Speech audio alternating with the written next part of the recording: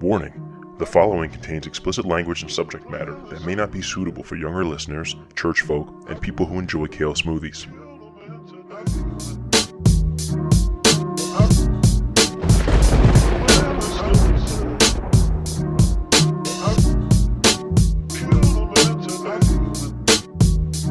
Ladies and gentlemen, welcome back to A Pod Amongst Men.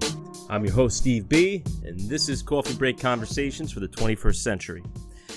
So, episode 72, my guest today is Devin Coleman, returning guest, representing Duval County, Florida. We had a really good conversation today. We talked about, COVID, about the pandemic, about how we've been explaining to our kids about what's going on. And we talked about, the protests, the new civil rights movement, I guess you can call it now.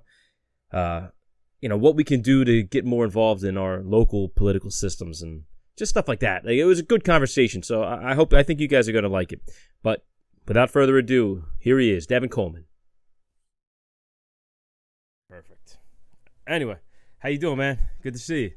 I'm doing pretty good, man. Thanks for having me. Of course, man. I knew I was going to have you back on. Figured this is a good opportunity now. Stuff's getting a little weird out there. Right. Yeah. Right. So how you been? I've been good. Yeah, you staying strong through all this COVID stuff? I don't have a choice. Yeah, amen to that. Yeah. So what have you been doing with yourself? You been working? What's going on? Man, I've been working, but going into COVID, I just made a promise to myself to be better coming out of it. Okay. A lot of times, as people, we get caught up in moving and reacting, right? Mm-hmm. And COVID offered an opportunity to pause, analyze, reset, and redo a lot of things. So I just looked at it from a standpoint of let me control what I can control, mm-hmm. and let everything else take care of itself. Yeah, that's the way you got to do it. I mean, I try to tell my son that all the time. It's like, you're not going to be able to control everything and micromanage every little piece of your life. Right. So you got to do the things you can do, and the things you can't control, just don't let it stress you. Don't let it bother you, because it's going to make you crazy eventually. That's right. So how's life been like? You have with your daughter. Yep. No school now. And did they close schools by you? Yes. So it's like this. I think it was an easier transition for us, mm-hmm. because, for the past couple of years, I've been on this journey of personal development, right? So I've had the Zoom calls. I've had the opportunity to work from home before. Mm-hmm. So her watching me do that then made it easier for her to transition into the school from home. Okay. Yeah, she's just following in daddy's footsteps now. Right. That's right. And she's seen the model. Now, what I had to do was let her know that I could see if she's doing her work or not. Yeah. So we're not just going on hanging out. Like, we doing what we need to do. And then get the playtime. And another thing is, it almost helped prep for adulthood if you think about it. Okay. Because our children normally associate being home where I could look at TV, I could go outside, I could do this, I could do that, right? It's downtime, yeah. Right. Now it's different. All right, we had to structure a day where from this time of the day, you doing your work. Mm-hmm. And after that, you get to do any other activities that you like to do. Yeah, we had a little struggle like that around here too, because the way they set it up for my son's school is, you have your list of assignments for the week, but they don't have to be all turned in on a specific day. Like, you might know what needs to be due Friday on Monday morning. So it would get to be, he could knock it all out, he could knock out 2 days worth of work in 3 hours. And next thing you know, he's got all day to just play video games, run around, do nothing. So what it started becoming was that, it's like, all right, I could just take today off and I'll pick up the slack tomorrow. Right. And then it got to be, next thing you know, it was 2 days off. And I come home like, hey, how'd your schoolwork go? Oh, no, I took today off. Again. Okay. So then finally, me and my wife had to be like, all right, listen, you do the work for the day on that day, because clearly you're getting carried away with other stuff and the schoolwork is taking a back seat. So I just been trying to give him like little incentives, like stuff to help keep him motivated and focused. It's like, hey, listen, you get this done when you're supposed to. I'm going to take care of you, you know, on the back end. You'll get a couple bucks so you can play your video game when it's time to do that. You know what I mean? Like trying to give him the right motivation. I mean, I don't know if video games is necessarily the right motivation, but it gets the job done, you know. It's something he likes, so it gives him a reason to want to do his work the right way on the right time. Exactly. I think that's a pretty good strategy. I mean, it seemed to work out. We just finished school this week, so. Really? Yeah. Because in New Jersey, we finished different times than Florida. Right. But now I was trying to figure out what I'm going to do for him. Like, the school year's over. I know all the older kids, what they did is they had like a parade through town. So all the different people got together, decorated the cars and stuff, and we just, like, whoever was in, I guess it was like a fire truck that was in the lead, and they just drove through like all these streets where all the kids live. And you see all the kids are out in their their graduation gowns in front of their houses, like waving. Everybody's honking the horn, driving by, like playing the whispers on there and stuff, just to get everybody excited. It was cool. It was good. It felt good, to see the community come out and to support everyone. Yeah, man. But there's you've been going out to work, right? Oh yeah, I've been working just like normal. I didn't get shut down. The building that I'm working on right now has a school attached to it, so it fell in one of the loopholes of essential construction. But majority of the work I'm doing is in the high-rise luxury apartment building next to it.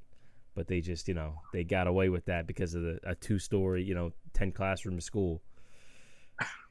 But I knew a lot of guys that were out of work. I knew my friend James, he was shut down his job for like 5-6 weeks. And, everybody was waiting to get unemployment checks. So, he had no money coming in. And, I really feel for those guys. At the time when everything started happening, I was scared. I actually had an apprentice working with me. And I think I scared him. So he ended up taking a layoff so he could sit home because his girlfriend was pregnant at the time. So then I got a replacement apprentice. And I think I scared him too because he took a layoff a week after he got there. And I was like, I kind of feel guilty on that one. And he's a good kid, too. So then I got another guy who's been going strong, and we all just kind of wrote it out. There's a few guys on my job that got sick. And really?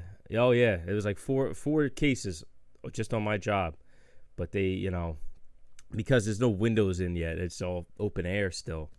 They were just saying, nah, it's going to be fine. And, the builder, they were just like, yeah, no, we don't, nothing's going to change. We're fine. They just kind of brushed it under the rug. And just kind of, rolled the dice and hoped that nobody else got sick, which, luckily no one did. But, it's scary, man. It's a lot. Every day you're going to work, you're stressed out. You don't know what's going to happen, who's going to, cough on you. It's nuts. And sometimes you're working, you can't stay 6 feet apart from people. There's just not enough space. Stuff's got to get done, and there's no other way around it. So I think that was a big thing. Is it just that constant stress every day, it wears on you, makes you more tired than usual, And I think I was just, the whole time I just felt exhausted. I just tired every day. I just overthinking everything. Right. So how old's your daughter now? 11. How did you explain this whole thing to her? What kind of talk did you guys have? Because I know it was a little tricky to get my son to actually understand what was going on. What did I say? So the biggest challenge is she actually liked school. So she was like, when do I get to go back? When do I get to go back? And I'm like, probably not going back. And, it was the socialism part, like being around her friends. That was, I think, the biggest challenge for her. Yeah. Because I'm like, all right, this is serious, like people getting sick. And with this sickness, a lot of people dying. So we got to be careful who we be around. We got to be careful who we touch. Again, I always talk to her about washing her hands and protecting her personal space. It was an opportunity to say why. Yeah. It was an opportunity to say why. And then showing her that just because we doing this at home doesn't mean the people that we coming across are doing the same thing. We don't know who they've been around. The domino effect of it all, right? And I think it's getting into it now. At the same time, she trusted me enough to go along with the program. So, we got the mask, the gloves. Even still, there were certain vitamins that I didn't want to take her in, not fully understanding what was going on. Yeah, I found it was a little tricky to kind of get the point across without terrifying the kid, Right.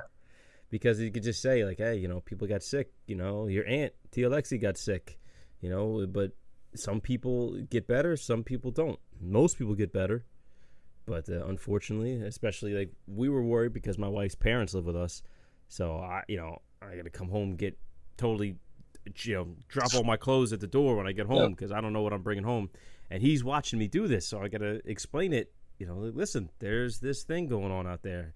That's why school's shut. He said, well, when do we go back? I said, I don't know. Maybe September. Who knows? I'm going to tell you one more thing I added. Go ahead. So I was like telling her, all right, so this is why we take care of our body. This is why I got you the vitamins. You're supposed to eat the vitamins. Let me know when the vitamins get low. Yeah. Also with the diet, because I'm like, so this is why I'm always telling you eat your vegetables. Because when things happen, you don't have time to get ready. You have to like do the little things every day. Yeah, you stay ready so you don't have to get ready. Exactly. That's an uphill battle in my house, Yeah, because my son, he takes his vitamins and he's a real picky eater. So what we've been doing is we get like the vegetable fruit shakes that taste good. And we just have him drink those because to get him to eat, a piece of broccoli, you would think, making him drink arsenic or something. But that's actually a really good point that I don't even think me and my wife stressed enough to my son. Is like, hey, this is why we tell you need to eat healthy, you need to get your sleep, you need to take care of your body, because when something like this happens, like you said, you don't have time to get ready. Like you need to hope that you did a good enough job up to that point. So that's I'm taking that. I'm gonna use that. But yeah, no, it's a great point. And I know like a lot of people have been kind of, I don't want to say sounding the alarm, but making that point where it's like all the stuff we hear on the news about how to take care of ourselves through this thing and how to, what to treat it with and how to social distance. I really haven't heard anything about like ways to strengthen your body's immune system and like all the things you could be doing to take care of yourself and make sure you're in better health in case you come in contact with it. Nobody's saying that. It's all just like, all right, how do we deal with it instead of how do we be prepared for it? Right. Yeah. I used to do something, I don't know whether it was smart or helpful or what, but at first it was like the virus with like shortness of breath, all that type of stuff, right? Listen, I would pick certain times a day and go for a run, and make sure that my body reacted the same during the run and after the run. I'm talking about I did it a lot. In stages. There's nothing wrong with going for a run, but I mean that's a good way to find out. Like, am I sucking wind today? Like, can I not keep it together? Right.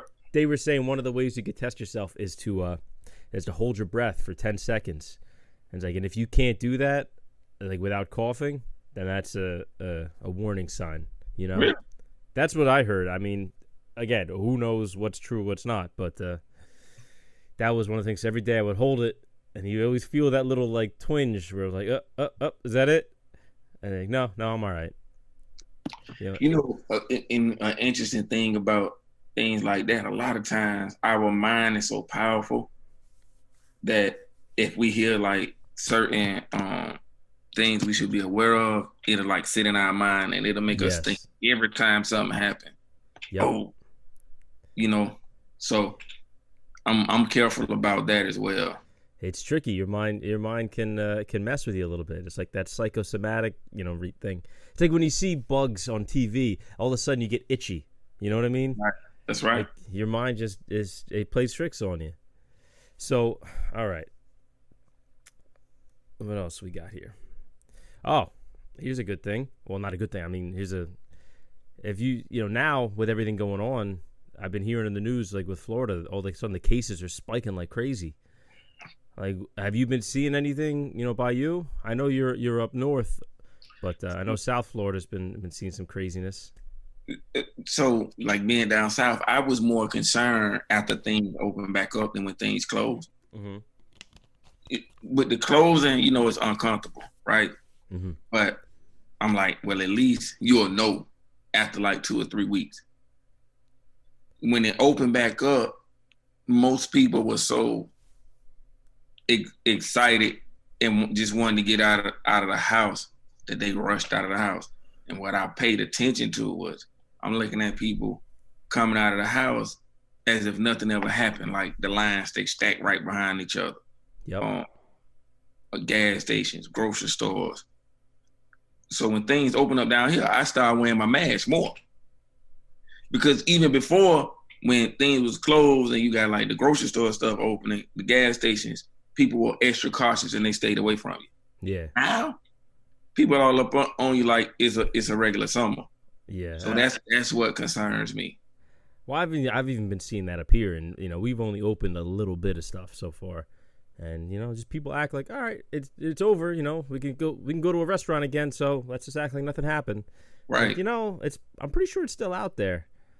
Exactly. Right. I think because like here in like New Jersey, New York, we were hit so hard in the beginning that I don't know if you will see like the second wave, because I think the first wave hit us so hard that now the second wave is going to be in the places like Florida that weren't hit that bad in the beginning. The first time, right? Yeah. So I know like my wife's cousin has been staying with us since this whole thing happened, and she lives in Miami, and now with everything happening, I'm sure she's glad she's here. Yeah. Because who knows? I think people are so tired of it, and especially in a state like Florida where it wasn't hit so bad in the beginning, but stuff closed anyway. I think people are kind of resentful of that. Like, you made us stay home for nothing, essentially.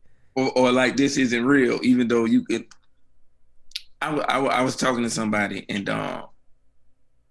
they were like, the ramifications of it didn't personally affect them, so they questioned whether it was real or not. Now, me, on the other hand, I know people all over the place. Like I text you to check on you, right? Mm-hmm. So even though it didn't hit Florida as hard, I know people across the country that like lost people or had people sick and was like really concerned about this thing. So I was able to like take it serious and not question whether it was real or fake. Yeah, but that's a point that applies to everything in life. Like when people aren't personally affected, it doesn't even faze them. And some people can be ignorant enough to say, "Oh, it's not real. It's all pandemic." These friggin' idiots on Facebook. But as soon as it does hit them, you would think they'd be like, guess I effed up a little bit. But no, never. I've seen a few people like say on different platforms say that they thought it was fake until it touched a family member or a close friend of theirs, and I'm like, wow, because you never know how powerful your voice is, and you saying certain things may make other people act a certain way. So when we have these platforms and people watching us, like, you got to be real mindful of how you use your words. Oh, absolutely. Well, it's a double-edged sword, because at one point, on one hand, we could say, we have these platforms, but at the end of the day, who are we? Me and you, we're just regular guys at the end of the day. So some people let it get to their head and they think they're so important. But then there's people watching and reading the things you do, and you don't know how your words and actions can affect them. Maybe, I might be a regular guy, but who knows? There are two people that think that I'm, someone important and are going to follow my lead. But if I'm not careful with that small amount of power that I do have, we don't know what the ramifications can be of that. So, but for me, I definitely, I guess I'm a little closer to where all this stuff was happening, so it was hard for me to ignore with the COVID and everything. And plus, like I said, my sister had it, but she lives in London. They got hit pretty bad too. But luckily she got better. She was okay. But I know, I have a friend of my family. He was a cop in Boston, and he was so bad he was in an induced coma Like he was going through organ failure. Like he was on death's door, and he ended up pulling through at the last minute, and they finally got out of the hospital. But he was in bad shape. And then there's people that get it, and it's just like, oh yeah, I'm good. So it's amazing because no one knows how to deal with it. No one knows what to expect. Right. We could have it right now and not even know and never have any symptoms. That's right. So it's like, how do you deal with something like that? Like, it's just that constant invisible, enemy behind you, and you have no idea how it's going to affect you or how you can get it. Just walking out of the house, and that's got to be a lot, man. I know for me, like I said, it left me feeling pretty drained. Like, how about you? Yeah, it is draining. The stress of it, mentally can wear on your body physically. So for me, during this time, I had to really like cut out time in the day just to relax my mind. Yeah. Whether that was like reading a book, looking at TV, a movie or something, like just to have that period where I didn't have to think so deep about things. Like that reset point. Every day I had to find like some time in the day to just chill. Yeah, it's big. If you don't take that time, it's like you just gotta fall apart. Yeah.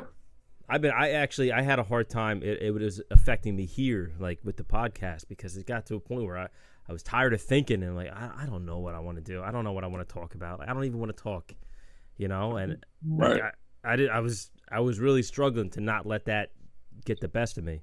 So, but hey, we're here now, right? Yep. So one of the things that you mentioned too is that with people being able to ignore something because it hasn't personally affected them. I think, another big thing going on in the world right now, we've seen with the death of George Floyd, the murder of George Floyd, there's been a lot of people who have kind of maybe too late, but they still realize like, hey, there's really a problem going on. And just because it hasn't affected me, I've been able to ignore it. And now there's people, you watch a video of a guy kneeling on another man's neck for 8 minutes and 46 seconds, that's real hard to ignore. Right. But, you still hear it. I don't like, I live in a mostly white area. Like it's still relatively diverse compared to a lot of places, but it's still majority white. And there's still a lot of people I feel like who just don't want to get the picture. You know what I mean? Like just very resistant to the idea that there might be a problem with, racism in the police and just racism in general. So like, have you seen anything like anybody maybe like just talking stupid shit, ignorant, like acting like there's no problem with the all lives matter stuff? Like how have you been reacting to all this stuff? Man, me and my a friend of mine, Corshawn, was actually talking about it last night, and I got a couple cousins. We've been talking about it the entire time. It's interesting. The people that have the benefit of a life experience where they don't have to be concerned about that. It was interesting to see how many people like this particular incident made them aware and want to like do or say something. But that has been a reality for me and people like me for as long as I can remember. Like literally, first I can go back to my teenage years, and just thinking about how I have to be concerned with the mistakes I make because the penalty may be more than others, and that's just like a fact. Statistics, the numbers bear it up. So it's just been interesting to see it, and then a tad bit traumatizing. Yeah, that's not an easy thing to see. Well, because I'm looking at it from a value standpoint, right? And it's like what is the value on the life of a black man?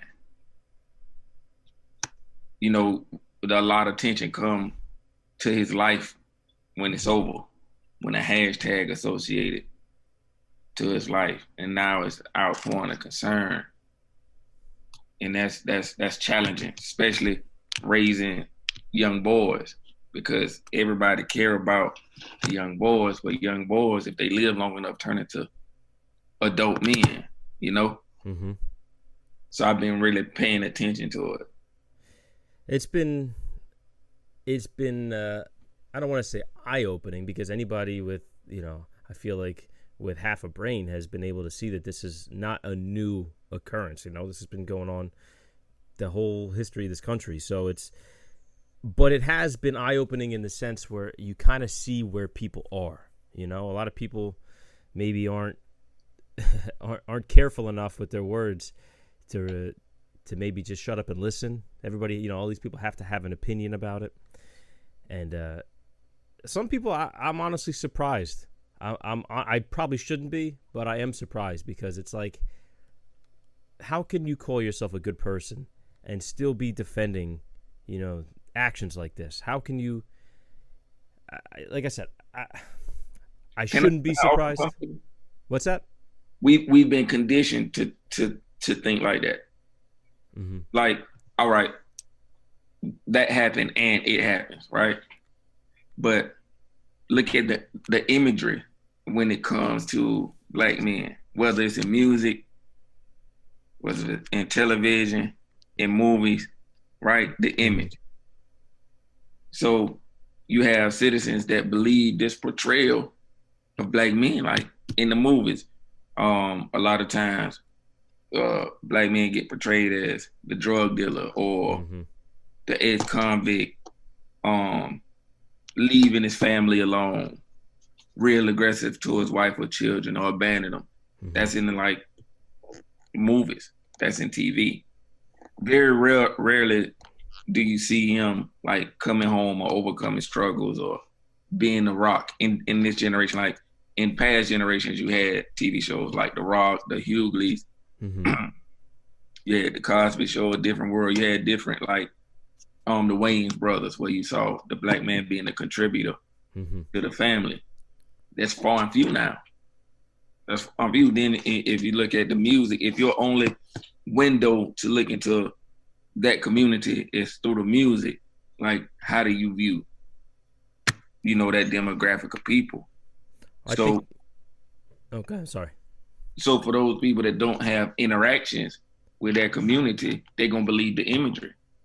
I think that you hit it, nail it right where I was gonna. You took the words out of my mouth. I was gonna say it's easy for people to have that idea in their head when you don't actually know someone from that community. Right. And I think that's the problem, is that there's still, we're too split up. We're too still segregated. It's too easy to live in a bubble where you just know people that look like you. It's easy to have the wrong idea about a group of people when you don't have any real life examples to replace that. You know what I mean? Yep. So, but it's hard, because how do you fix that? How do you, what do you forcefully make people, live in a certain place? Like what can we do about that? I think that's where we need to spend our time, looking at the solution, because this particular incident had, George Floyd losing his life because of a stop, right? But that set of circumstances have happened in every area of life, whether it's where you at work, when you go into the grocery store or the restaurant. That same belief system that led to him losing his life occupies those spaces as well. Evident by the fact where you see how people stand on the comments, right? I think we need to talk about solutions, and it has to be in a healthy way, because anytime you go at somebody a certain way, they're gonna become defensive. In the minute they become defensive, you lose the opportunity to leverage it towards a real conversation that can lead to a solution. Yeah, I agree with that. It's hard. It's not an easy thing, because at the same time, it's hard to be calm and cool and collected with somebody who you should know. You should know this already. There's no excuse. The only reason you're saying what you're saying is because you don't want to learn. So it's hard to actually be patient with people like that. But you're right, that because as soon as they get defensive, then the ears shut and you lose the opportunity to actually maybe enlighten someone. But it's not easy. I think So me and some of the fellas was talking about this particular time period, right? And this hasn't happened before. Like, not like this, yeah. You got conversations being had. You got repercussions for actions being dealt out, right? Mm-hmm. I think this the best time we had in the history of being able to dialogue and get to some solutions, whether that be policy and procedural changes, as well as like doing some things in the community, like you said, to bridge the gap. But leadership and even like citizens got to call for it and actually like exercise those things. Think about it. Whenever like big incidents happen in our country, like a big storm, none of the things that we let divide us at that point. Yeah, we're focused on the bigger issue. We all come together and work together to get past that. We need to like look at in our brain, like what happens at that point where I don't care what color you is, what neighborhood you live in, or what car you drive, and like try to replicate that in our day-to-day lives. Don't forget that. It's I mean, it's hard because with a thing like this, as soon as it becomes like a big, I mean, this is a worldwide, issue. Like you've seen protests all over the world, millions and millions of people. So as soon as it gets so big where it's in everybody's, attention, everybody's focus, I feel like it's easy for, too many voices to be heard all at once. And next thing you know, the issue gets clouded and, people start to get distracted with one person saying one thing and this person saying the other thing. And, who knows? Because anybody's voice can be heard, and who knows, somebody could be saying something that's totally counterproductive, So it's hard to keep the momentum going. And you're right. It's almost like the COVID thing. Like at first, we're getting good information. Now everybody has an opinion. So what I've been looking for is the proposed solutions from people that survive spaces like that. Again, I said that the value was placed after, the death occurred and the hashtag was attached to the name, right? Yeah. But we know this been happening for decades. So let's lift up the voice of individuals that have been through that situation and survived. For instance, I've seen it, been around it, and been a victim of it, right? Yep. So having people talk about it is cool because like people are well, right? But what I want much more, and other people I know that like endured that want much more, is to minimize it from happening again in the future. Yeah, what can we do? How can we be proactive? Yeah, let's offer some solutions so a guy can go to the grocery store and come back home. You know? I mean, it's crazy that when you put it like that, it's crazy that even has to be a conversation. But here we are. What I mean, as far as solutions go, like what have you heard, like in talking to people in your travels? Because from where I'm standing, I hear a lot of people. I know there's a lot of talk about police reform and stuff like that. But how do we change people's minds? Is that even possible? I think I think nothing matters until we. Essentially, that's the end game, And I think, again, it goes back to the imagery. So we got to place value on that life, right? So let's think about it. When we at a point where you scared you might die on a traffic stop, the whole measure of like law enforcement. Even if you commit a crime, like you hear people talk about that person was innocent. Yeah, listen. If the police pull you over and you're supposed to go to jail, the job is for you to go to jail so you have your day in court. Because in court, they decide whether you're guilty or innocent. The thing is, how do we get this particular group of individuals, the man, to court? Because he needs to be like at the highest risk point of not making it to court to decide whether the guilt or innocence is a role. I think that's the point that a lot of people completely miss. It's like, oh, you have someone like Candace Owens out here like reading his rap sheet on some, Facebook video. It's like, none of that matters. None of it matters because this is America. And the Constitution that you love so much, it says that, we have due process. We have a right to a fair trial. And if you're just going to kill someone on the side of the road for, a $20, fake $20 bill, that's not a country. That's not a fair process, These are police. They're law enforcement officers. They're not judge, jury, and executioner. You know, it's not Judge Dredd that pulled me over. It's Officer such and such.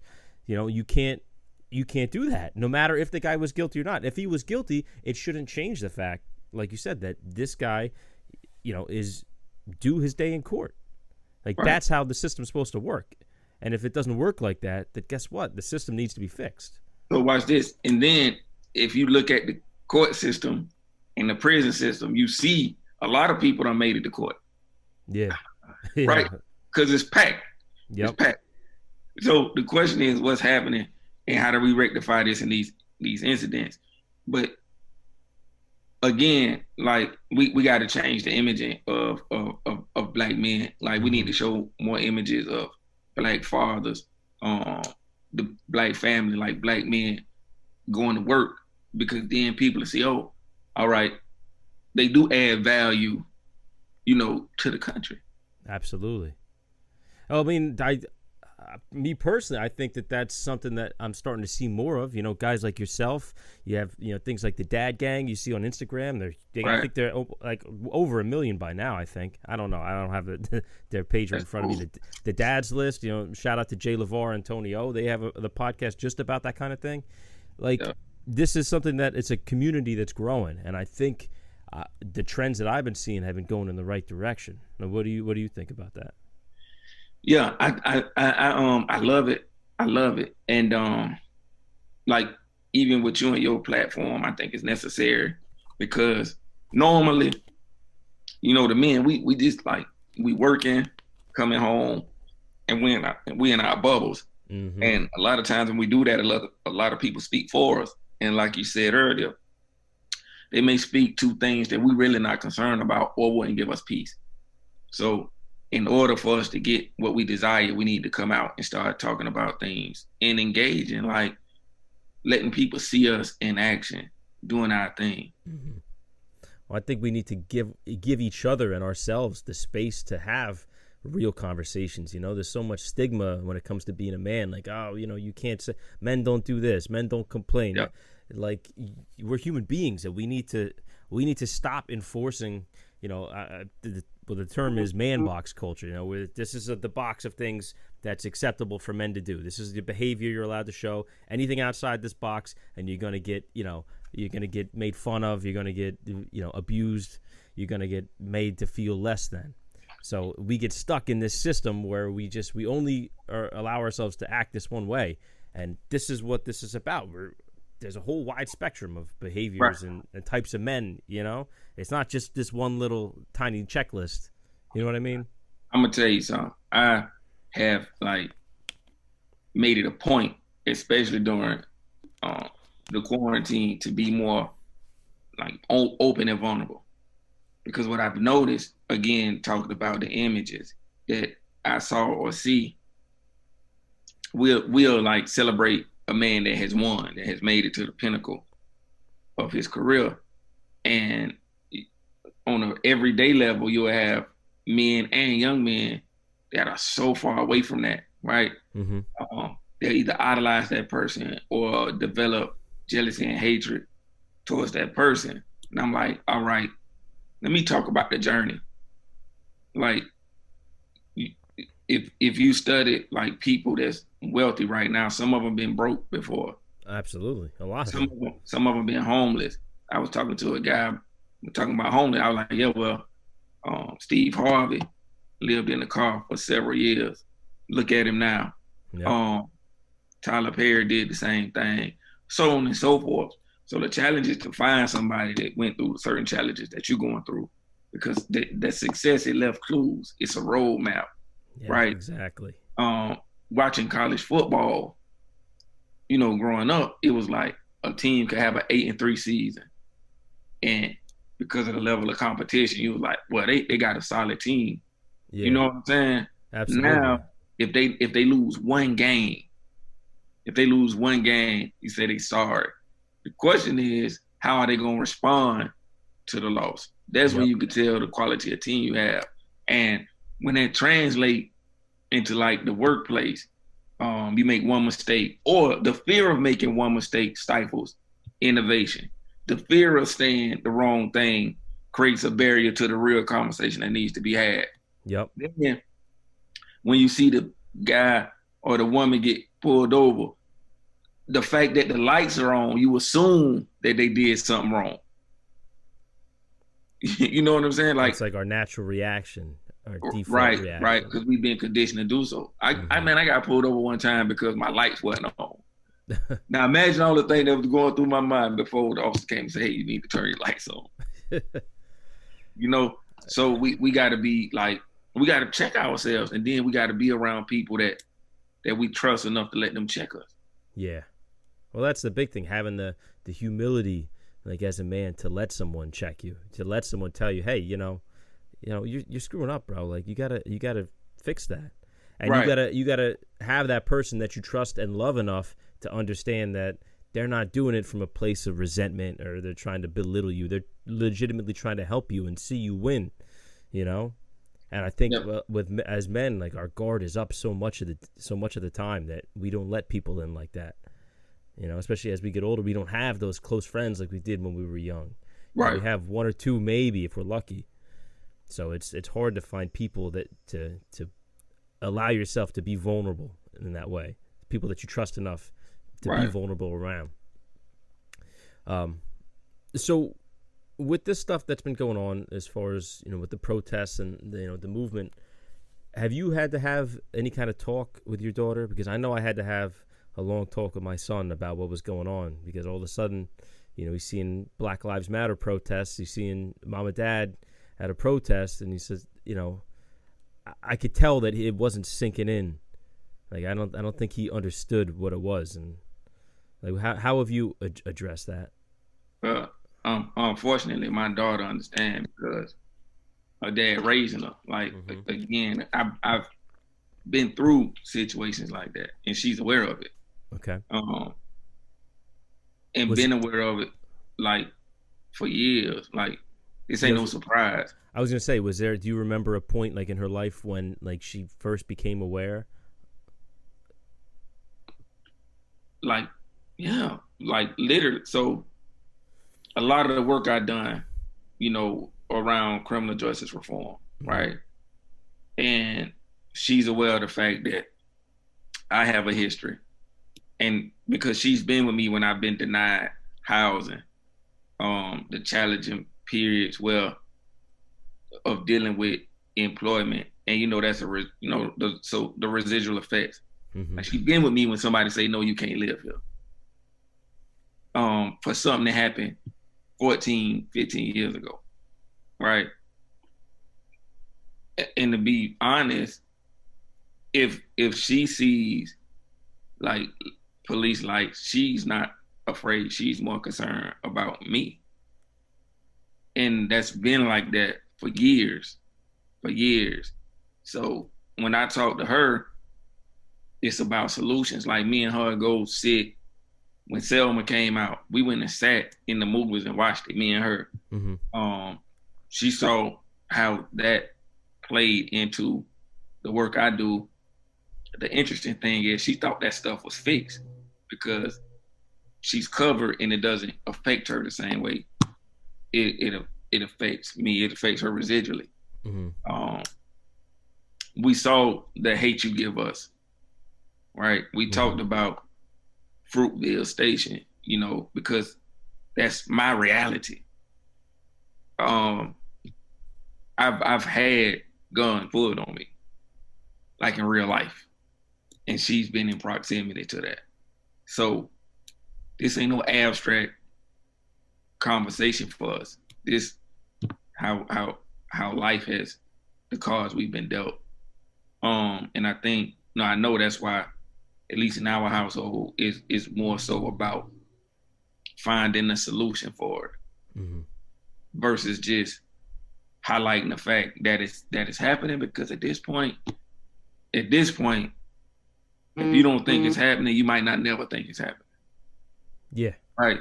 So the goal isn't to get everybody to see that it's happening. The goal is to identify leaders in this space that can arrive at solutions and bring people together. You know, like, you don't even have to like everybody you work with. It's about, do you respect each other enough and respect each other's opinions and the solutions that you bring into the table. Yeah, it's like you trust them enough just to do their part. Yeah. I mean, that's what leadership about. Like, leadership, you're supposed to think about the people in your care that you represent. It's bigger than like how you in particular feel from a leadership standpoint. And then on an individual standpoint, when we identifying our leaders, we got to identify leaders that have the moral fortitude to stand up and act. You know, when it's time. That's the hard part, is finding somebody, you know, because there are no perfect people out there, and it's finding a person who's going to be perfect in the ways we need them to be. You know? And I don't even know if it's about being perfect. I think it's the morals and the values. Like, you can have somebody that ain't perfect, and then they, like, you've seen police officers come out and say, wow, that was a bit extreme, right? That's never happened before. That's true. That's never happened before. So that's a door that you can walk into. And from a community standpoint, you talk about how it feels and how it looks from that standpoint. And then you work with those that say, yeah, that's a bit much. And ask them, because they see it every day too. Like, all right, what do you think is leading up to this? What do you think needs to happen on y'all end? And then the community can talk about what the community needs to feel safe and protected. But you got to have that. You got to be able to. You got to create an environment where you can have that conversation where it's not finger pointing. Yeah, where, you know, everybody's not coming in with the guns blazing. For lack because of a you got term. people they're gonna be afraid to lose their job, their livelihood. But then again, you got people that's like afraid they're gonna lose their life. Yep. At the end of the day, everybody want to get home to their family. Everybody want to provide. That's the basic block. So how do we make it? Well, citizens can get home, and law enforcement, or not even just them, just first responders, can get home safe. Well, I think it's fair to say law enforcement. I mean, I don't think you don't hear too many complaints about paramedics and firefighters. You know, like there was no groups that got famous off a song called, you know, "Fuck the Fire Department." I think it's fair to place that weight on the law enforcement. I mean, I got friends in law enforcement too, but, you know, I know they're aware that this is not a made up thing. They know that this is happening, and at the same time, where it makes me hopeful to see, you know, like in the situations like here in Jersey, you know, down in Camden, we had, you know, the police. They marched with the protesters. They're being proactive, and they're actually, at the very least on the outside, appearing like they're listening. And, you know, whereas some places they just, you know, fingers in the ears, they don't want to hear anything. They just dig their heels in, and they just make the problem worse. Now watch this. You said where you at in Camden. What has the police done? Oh, they marched with the protesters, but that's I don't. That's just you know, a visual thing. I don't know what they've done in reality to work. That's opportunity to have the dialogue, and I say that because you just gave the exact opposite. In some places, like, we ain't trying to hear nothing you saying. Yeah, you know. So absolutely. So watch this. Like, think about your peer group of men. We can see a guy, and if we applaud his behavior or ignore his behavior, by default he think he okay and he keep doing it, right? And then when we take a stand and be like, hey, man, you going too far. Like, you need to tighten your game up, or we can't be associated with that anymore, right? Yep. They either tighten up or disassociate themselves. So in the areas where you can have those conversations, because in the peer group, they'll feel empowered to have those conversations because they haven't been had before. Yeah, they see that positive reinforcement. Right. Yeah. Right. it's tough because, like we were saying before, there's so many voices out there. I've seen people, we've seen like the cops, like the sheriffs and stuff, taking a knee with people, like actually having the conversations, doing what we said we wanted. And I see them still getting attacked, by some people. I mean, first of all, Twitter is not real life. Let me just make sure I'm clear about that. So, but the problem is those voices, carry like a disproportionate amount of weight, I feel like, in the national conversation. So you hear people saying, "Oh, they should have done this. It's too late." It's like, well, what, you want them to just, go be on the other side and keep doing what they were doing? I mean, let's at least we're getting somewhere. Let's not shoot ourselves in the foot just yet. No, I don't. The change isn't going to happen overnight, and it's like change never happens overnight. It could begin overnight, So I'm with you on that. Like, you got to give time, space, and opportunity for change to occur, understanding that it's urgent. Yes. Understanding that it's urgent. So, like, looking at, I'm like, because you hear people talk about voting, right? Mm-hmm. And I'm actually going to do a video on it, but it's like, all right, don't just say vote. Like, let's enlighten people to what voting does and their particular grievances, who to vote for. For instance, we got a national election coming up, right? But if you're talking about how sheriff departments handle communities, you vote for a sheriff. Yeah, you need to vote locally first. The sheriff dictates the tone of the office space for his officers. The question is, how long does new ideas from the sheriff make it down to the officers on the street, right? Yeah. What's the time frame in terms of how are those ideas going to filter down? That's right. Also, if you're concerned about repercussions for the mistreatment of citizens, that's your state attorney. Yeah. You vote for that, and the tone change immediately, because that's the state attorney. So a lot of times, if you concerned about just certain things in your immediate district, in Jacksonville, it's city council, but other places it may be a mixture, city council, city commissioners, things of that nature.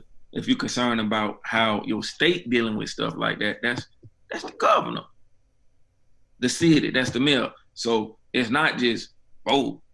It's like, all right, for this particular instance, this who's responsible for that, right? Yep. And we need to see like where they morals and values stand. Like, are they concerned about all citizens or a particular segment? And if their values don't line up with your values, boom, that tell you how to respond to that. Everything, like, so in school, you go to school, you get a report card, right? Mm-hmm. Every quarter.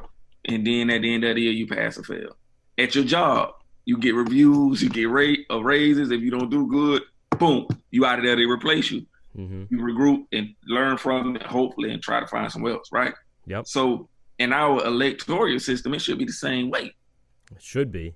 Like, but that's on the people, because we cast the ballot. Yeah. So if we create the environment where, all right, look, this is what we're looking for out of leaders, right? Now, what's your platform? And how do you stand on this? Because we can figure that stuff out a lot of times before certain people take office. Yeah, well, I think that's where the hard part comes in, because it's easy to find information about, national politics, with the senators, the president, the congressman. But when it comes down to the state and local level, sometimes it's actually really difficult to find any information about, who we're voting for, who's on the city council, who's on the school board.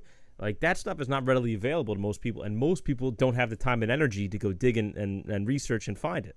That's key. And that you're right. So at that point, it's like we see all the organizations moving now, right? Mm-hmm. And a lot of them say they're grassroots organizations, right? So if you grassroots, that means you're on the ground. Yeah. So you should start providing that information. That's what I think we need the most. That's where we lack the most. Because, like you just said, the national, the federal campaigns have budgets big enough to get ad space on TV. then by the time that person get to that level, they built the track record in different other offices. So you could look at their history. I agree with you 100% on that. Yeah, that's where I've always struggled the most. I try to stay informed about politics. I have my opinions and whatnot, but when it comes to local stuff, it's at least where I live, it's hard to find anything. Like half the time you get there in the ballot booth, I'm like, I don't know. I have not been able to find anything about who these people are and what their platform is. I don't know who's good on this issue, who's bad on that issue. I know like one guy. I know the guy running for mayor only because he was, basically canvassing and he came to my house and shook my hand and said he was pro-union. I'm like, all right, well, that's about all I got to go on right now. So you're right. And so when I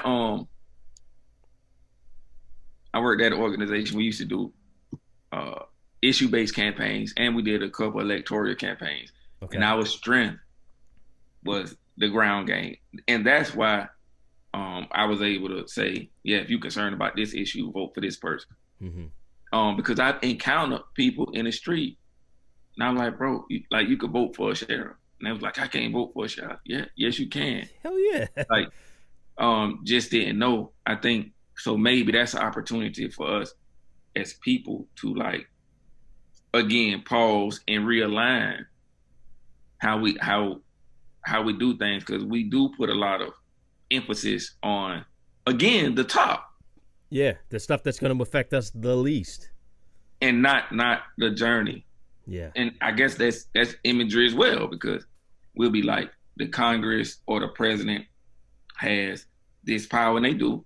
Mm-hmm. But your mayor, your sheriff, your state attorney, your city council, that when that seat flips, it changes quick. Yeah, that's when you see that immediate difference. Yep. Not having to filter down through the entire system.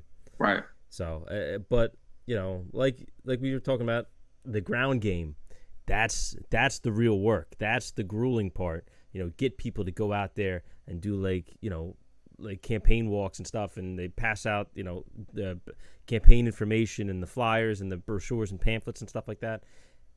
That's where you got to get people. That's where you need that support and that grassroots organization. I'm gonna push the envelope a little bit, right? Okay, go ahead. I love it. Hit it. I listened to your podcast. I'm actually subscribed, and Thank I think you very much. I could push the envelope a little bit. Okay. So think about this. We're going to get our car washed, right? Okay.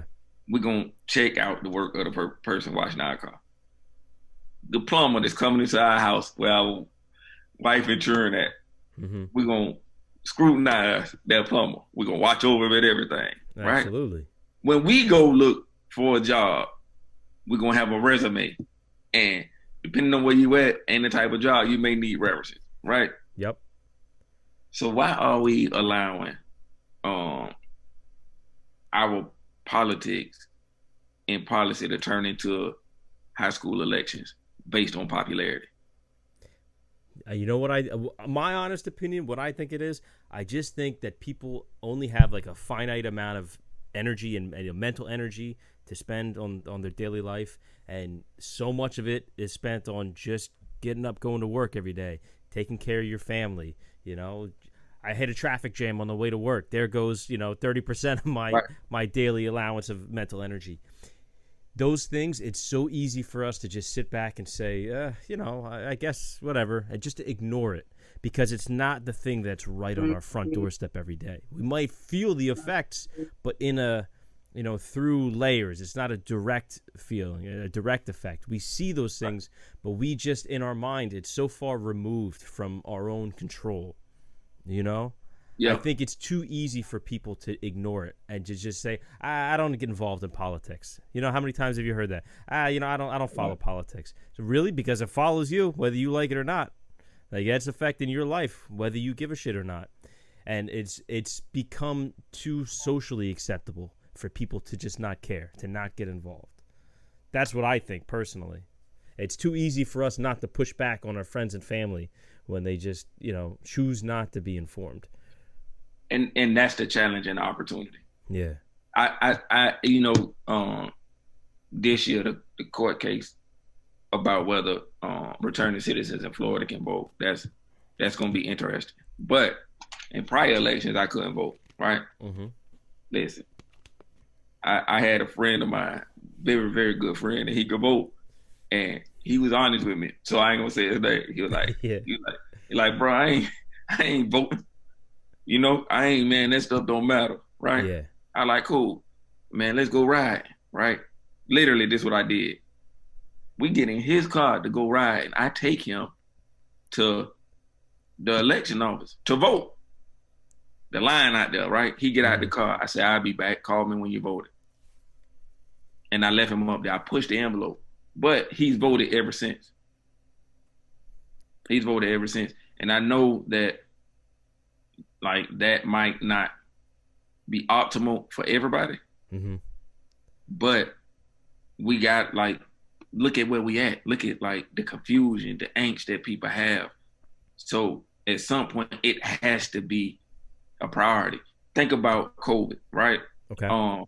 And certain cities and states had different procedures, right? And they didn't have to necessarily abide by the federal regulations, right? Okay. Because at some level, there's a level of autonomy, right? So that means if you're a citizen in one of those, in any city or state, you got to vote for governor. So when things like this happen, you have somebody that's in line with how you think or give you a probable outcome. You have to. You just don't, because you're gonna be affected either way.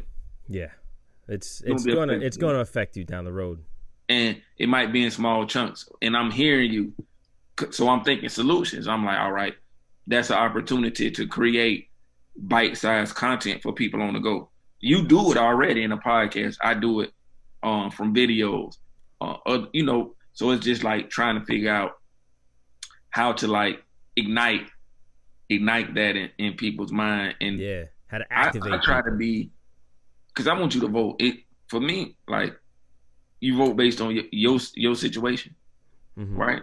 But I want you to participate so we can really know how the majority of people feel about certain things, like having your voice heard. So I try to present things in a manner where you could take the facts and make your decision. Yeah, make your own judgment based off the information. No, that's a good approach, because that way people don't get defensive. They don't feel like, oh, you're just a liberal or a conservative. They don't have their guard up. You're just talking to them like, hey, this is what's going on. So you do what you will with that. I think like it's tough too, especially when it gets to like state and local stuff. Like for me in New Jersey, I live in a particularly corrupt state where it almost like the parties they may talk a good game either or, but at the end of the day, like, policy wise, they're so close together it almost doesn't make a difference. And it's so that political machine is so ingrained in the state, and it's so calcified. It's hard to make any change within it. Like it's very discouraging to people that as I know, like a lot of progressive people, they want more progressive policies, and it's just like, I thought this was a blue state. How come nothing is happening? Like it's different depending on where you are. Like maybe you live in a red state where it's just like they won't even hear anything I have to say. So it takes a lot of persistent effort, continued effort, and it's very easy to give up and just say, throw your hands in the air, I'm done. But that's where I think we really need to keep pushing, is to just see that continued effort to get people involved. And you highlighted something that most people, that's caught up in like working two jobs, like the kid, like just figuring it out. Because there's no like blame or shame. That's a reality. They don't realize how close these parties are together. It may be like one or two things that separate. Mm-hmm. They real close, and you wouldn't know that unless you engage in that space. Absolutely. Everybody's so concerned with the culture issues, the culture war stuff, that they think that, it's this giant divide. But when you look at the actual policies on paper, it's like, nah, they're like right here. Right. All right, Devin. Listen, I know you're. We have a time limit. We're coming close to it right now. Do you wanna? You read the email where I was talking about humble pie, this new segment we're doing for the show. Yeah. So I gotta say something when I was humbled at the job. No, I mean what it basically is we just tell like funny, like little embarrassing stories from our life, just to remind people that hey, no matter who you are, these kind of things happen. Now, like I said, I know like we're up against the clock a little bit here, so if you don't have one that you're ready, that you're comfortable with, we could just skip it for now since I think we covered a lot of stuff. We got some good stuff here, so I'll leave it up to you, man. Man, give me a second, man. I want to think. Okay. I was thinking about it.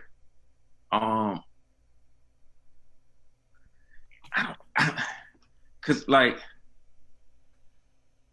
I'll tell you what I'll do is I'll share one with you, so I'll give you a chance to gather your thoughts. Okay. So this is just a little silly, goofy one. Now, back in my younger days, I loved to dance. Like since I was a little kid, it made sense to me. I could make my body do what I needed to do. Like some people just uncoordinated. It was never an issue for me. And my whole life growing up, and I always loved Michael Jackson, because what kid doesn't? So over the course of my life, I learned a lot of the moves.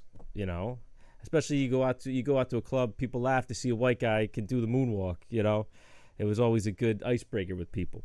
But when in construction during my apprenticeship, working in a lot of high-rise buildings, towards the end of the job, when the elevators start running, the buttons don't work, so you basically just have to shout down to the elevator shaft and hope the guy in the car hears you. So you end up waiting a lot. So I remember one day I was working at this business, I think it was 2009, because I remember the building I was at. It's in Jersey City, and I'm waiting. I got a cart full of material. I'm waiting to move, and it's like 10 minutes goes by, nothing. 15 minutes, nothing. So I'm just hanging out, and it become like a little kid. You start kind of just bouncing. Maybe somebody has a radio on down the hall, and you hear something, and I'm just kind of messing around, bouncing my feet a little bit, and next thing you know, I'm just kind of dancing around a little bit, just out of sheer boredom. Next thing you know, I'm doing like a little moonwalk down the elevator lobby. And it just so happens at that point, the elevator door opened and I wasn't looking. And there was like 3 guys in there and they were like, "What are you doing, man?" Yeah, I don't know. I was bored. What do you want me to tell you? I could just get totally caught. There's no way I was talking my way out of it. Listen, that happened. One of the guys happened to be my foreman. And he was one of those guys who seemed like real serious, like real straightforward. But once you know him, like he was actually like a really nice guy, and he was kind of funny, to be honest, because he would kind of play that up to mess with people. Right. And he kind of had that look like this real subtle smile. And I was like, yeah, I got to go to the 20th floor with this cart. Yeah, okay, we'll be right back. So that's my humble pie. I learned my lesson. If we're gonna dance while waiting for the elevator, make sure you're not in view of the door if it opens. All right, so I got one. Okay. So when I first got into community organizing and campaign work, right? In my mind, it was like, all right, this big time, you got to wear the shirt, tie, and jacket everywhere. Okay. So we're going to go out and go canvassing. Now, I don't know what canvassing is. Man, I had on a shirt, a tie, a jacket, and some hard bottoms. And I walk in this office and everybody got on jeans, polos, and tennis shoes. Yeah. I felt like Bozo the Clown. Is this not acceptable work attire? I thought we were supposed to dress for success. I'm like super overdressed. And that's when I learned, like, man, we finna go into the community and talk to people in the community. You know what I'm saying? And you want to reflect the communities that you're going into. Meanwhile, people probably thought you were Jehovah's Witness. Man, it was crazy. Yup. What did they say to you when you walked in? Man, people just thought. Some people looked at me and some people laughed at me. Yeah, first time. They had a good laugh. I learned a good lesson. To the point where I actually did the reverse too. Like it was a meeting, and that was the one where you were supposed to dress up. And I went in there with the jeans and the polo on, and I'm like, see, here I go again. So, Can't you guys just email me a dress code? Would that be please, easier? please let me know. Coach me. That's a go. I like that one. Devin, dude, I'm so happy you came back on the show, man. This was a great conversation. I really, really enjoyed it, man. Thank you very, very much. I appreciate you spending your time talking to little old me up here in dirty Jersey. Hey, man, you a big man. I talk about your podcast all the time. Oh, thank you, bro. I really appreciate that. You on, in my opinion, you on the forefront of like just bringing natural conversation. Like you said, the lunchbox conversation. Yeah, we're just a couple guys hanging out, having a coffee, just talking about what affects us. We need it. Yeah, I agree. I want it to be digestible. That's the trick. I don't want it to just be, us just preaching, having, rehearsed lines. We're just two guys having a conversation, two dads talking about the stuff we tell our kids, Yep. But again, Devin, thank you very much, man. I really appreciate it. All right, man. All right. Well, there you have it. That was Devin Coleman. He's a good man. I really enjoyed that one. That was that was highly educational, and we got into the meat and potatoes, I think, and that's what I think this show has been lacking since its inception. And I think we're trying to do better with that. Well, I know I'm trying to do better with that. So that was my attempt. But big thanks to Devin. Make sure you guys go follow him on Instagram. I'm gonna put his info in the show notes so you'll be able to find it. Keep an eye on the Instagram. I'm gonna be sharing his stuff too. But he's a good dude, man. He's doing a lot of good work in community organizing. I respect everything he's doing. He's a good father. He's just out there trying to do the right thing, make the world a better place. It's what we all should be doing. So as usual, you know where to find us on YouTube. You can listen to the show on iTunes, SoundCloud, Spotify, Google Play, Stitcher, iHeartRadio, everywhere you get your podcasts. We are there. Please make sure you leave us a review if possible. If you're on the app that supports that, that makes a big difference, in people finding us. And if you guys watch the video on YouTube, which I really hope you do, please make sure you like and subscribe. Everybody has to say that now because it helps with the algorithm. But if you guys really do fuck with us, make sure you guys do that. So, and reach out to me via Instagram, APodAmongstMen. And if you could DM me with any questions, or if you have something you want to email, you can email us at APodAmongstMen@gmail.com, and I'll get back to you promptly. So, until next time, that's it. Peace out, guys.